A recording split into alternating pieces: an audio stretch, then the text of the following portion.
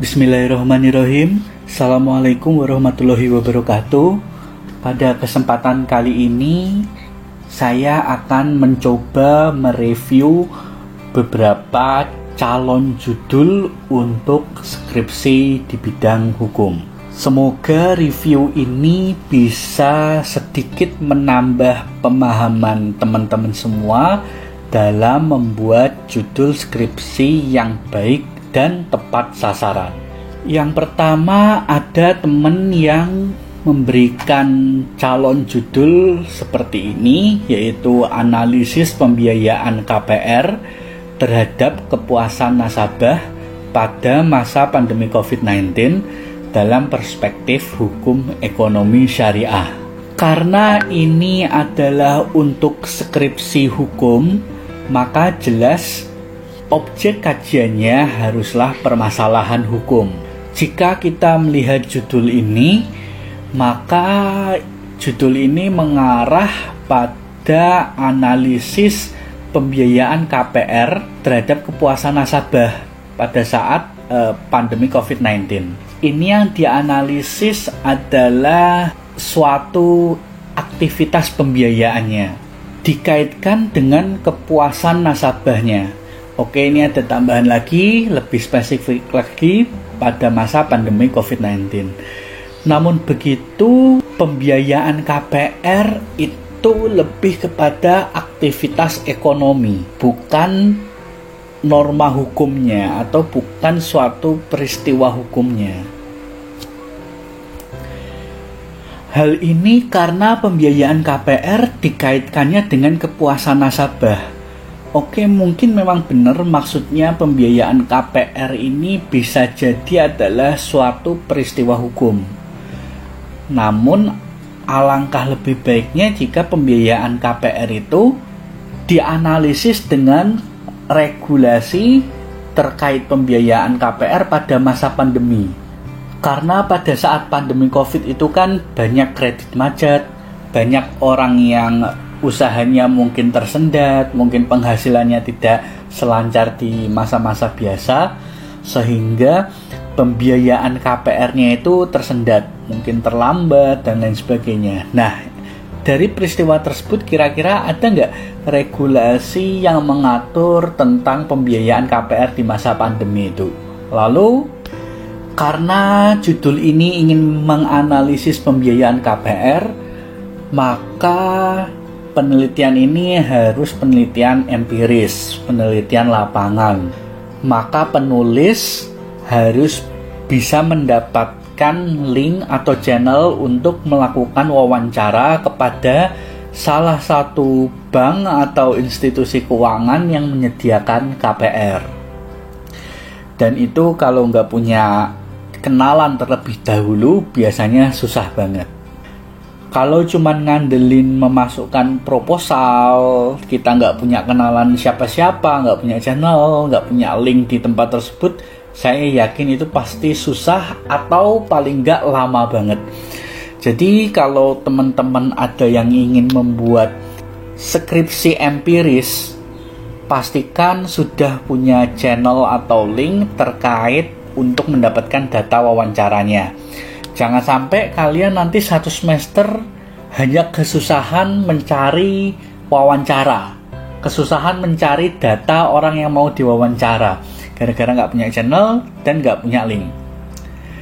Mau ganti judul tapi udah setengah jalan itu. Jadi dari awal harus disadari, dipahami kalau memang nggak punya channel, jangan dipaksakan untuk empiris di tempat-tempat yang kita nggak punya kenalan, karena nanti bakalan susah atau lama banget dalam mendapatkan datanya. Akibatnya skripsi kalian menjadi lama sekali untuk diselesaikan.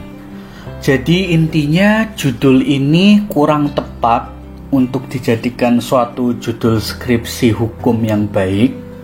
Harus dimodifikasi sedikit agar bukan membahas atau menganalisis pembiayaan KPR dikaitkan dengan kepuasan nasabah. Karena kalau itu nanti jadinya lebih condong kepada penelitian ekonomi, dan itu nanti jatuhnya bisa kuantitatif. tidak kualitatif.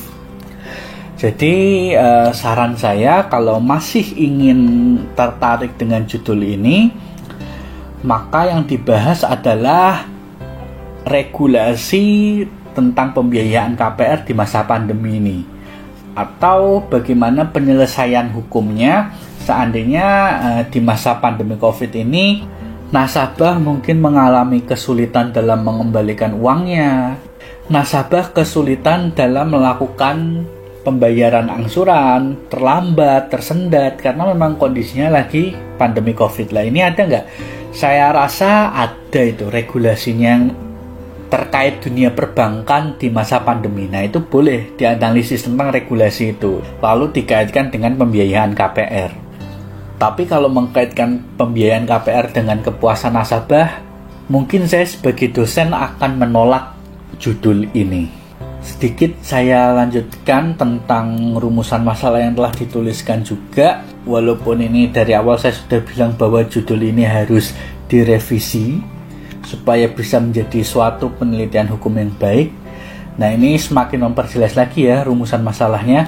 Bagaimana sistematika pembiayaan KPR terhadap kepuasan nasabah. Nah, ini yang dinilai adalah kepuasan nasabah. Ini jelas kuantitatif sekali. Ini jelas bukan penelitian hukum.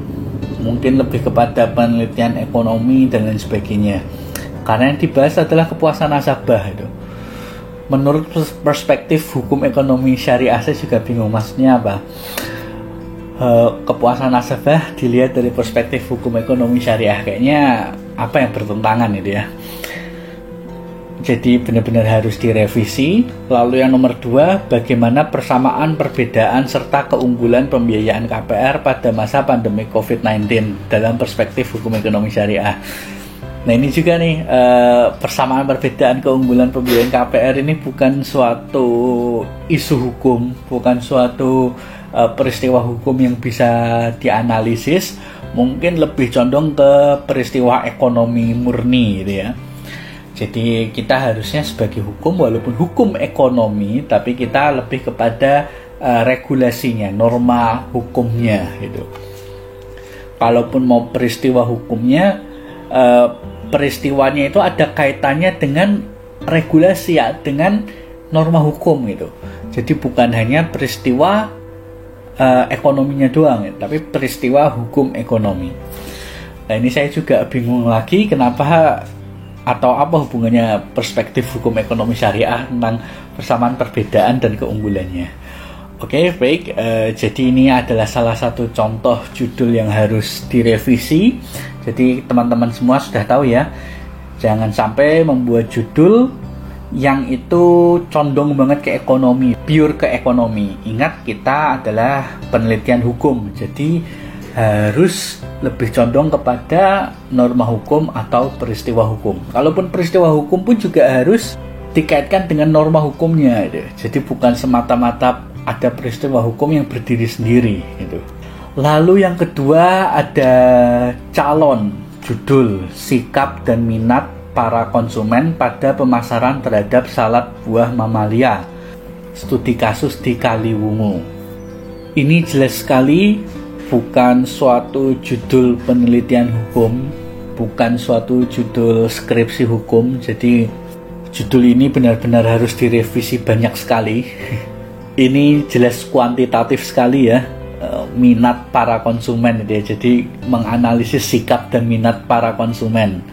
Nggak ada peristiwa hukumnya, nggak ada kaitannya dengan regulasi atau norma hukumnya. Jadi ini nampaknya harus dipahami dulu definisi tentang penelitian hukum itu apa, baru membuat judul. Mungkin dia berpikiran bahwa punya channel di salad buah mamalia, jadi pokoknya buat judul yang ada hubungannya tentang salad buah mamalia. Saran saya nggak apa-apa sih, jadikan salad buah mamalia ini sebagai nanti sumber wawancaranya, tapi tolong dikaitkan dengan suatu peristiwa hukum.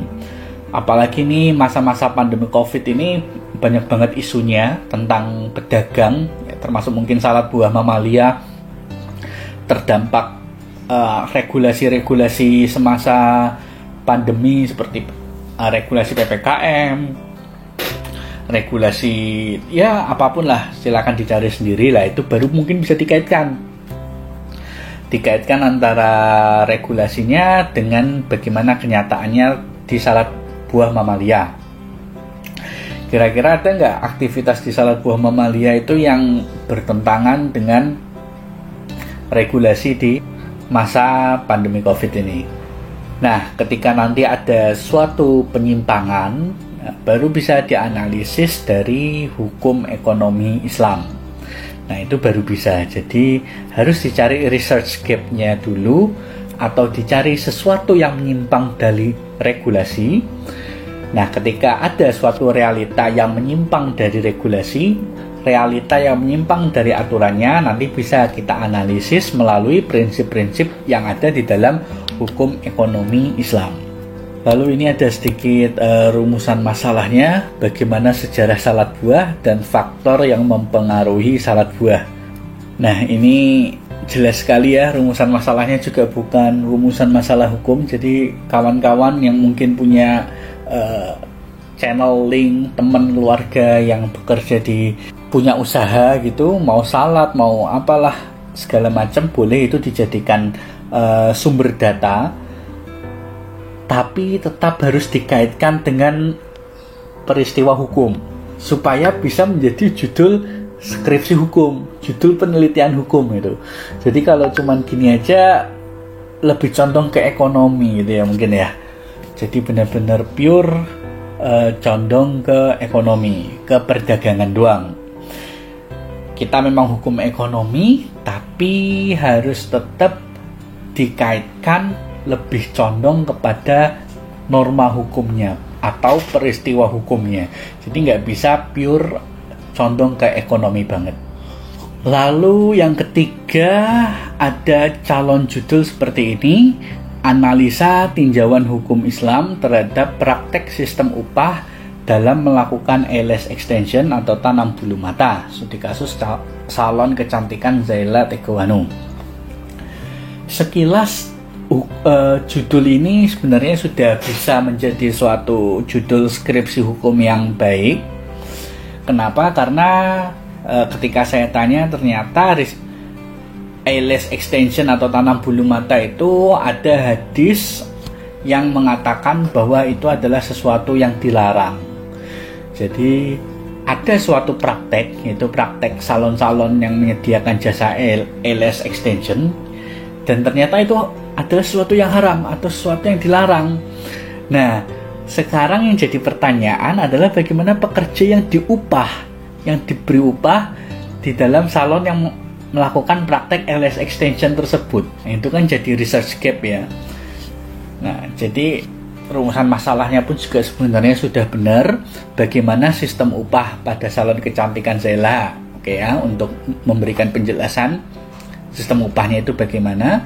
Lalu yang kedua, bagaimana pandangan hukum Islam tentang sistem upah tanam bulu mata di salon kecantikan Zaila. Ini juga sebenarnya sudah cukup bagus.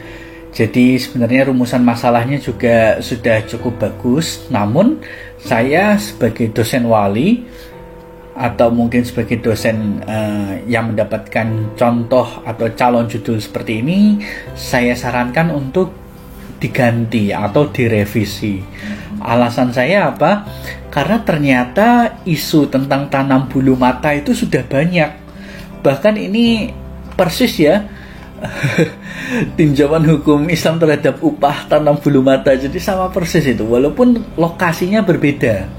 Sebenarnya nggak apa-apa sih, bener-bener aja, bisa-bisa aja, karena lokasinya berbeda. Jadi ini bukan plagiarisme, namun saya sebagai dosen kurang suka itu ya, karena ini nanti temuannya, novelty-nya jadi kurang kerasa itu.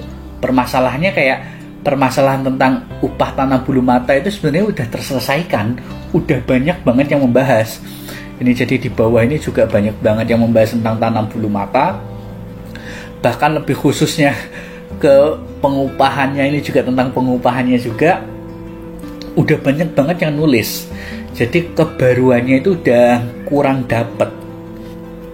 Jadi judul ini saya sarankan untuk direvisi, diganti. mungkin boleh tetap membahas tentang LS extension, atau mungkin sudah punya channel di Salon Zaila, cuman mungkin sudut pandangnya diganti dengan sesuatu yang kebaruannya itu masih ada, yang masih jarang dibahas, masih belum banyak tulisan yang membahas tentang itu.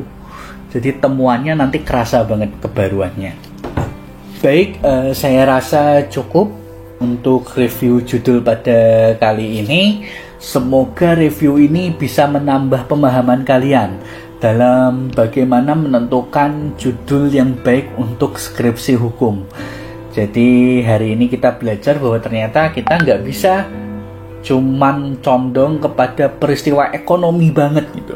Karena ingat, kita adalah penelitian hukum, jadi harus condong kepada peristiwa hukumnya.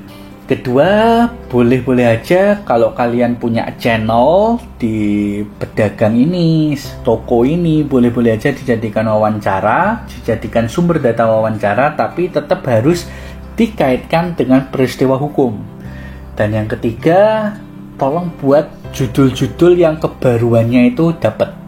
Temuannya itu nanti bagus. Temuannya bukan sesuatu yang sudah sering dibahas orang, sudah banyak tulisan yang membahas tentang isu tersebut, walaupun ya, sekali lagi, walaupun lokasi yang kalian pilih itu berbeda.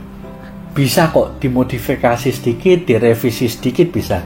Jadi yang judul ketiga tadi, setelah konsultasi dengan saya arahkan untuk direvisi sedikit, walaupun tetap sama membahas tentang LS extension, tapi bukan dari sisi sistem pengupahannya.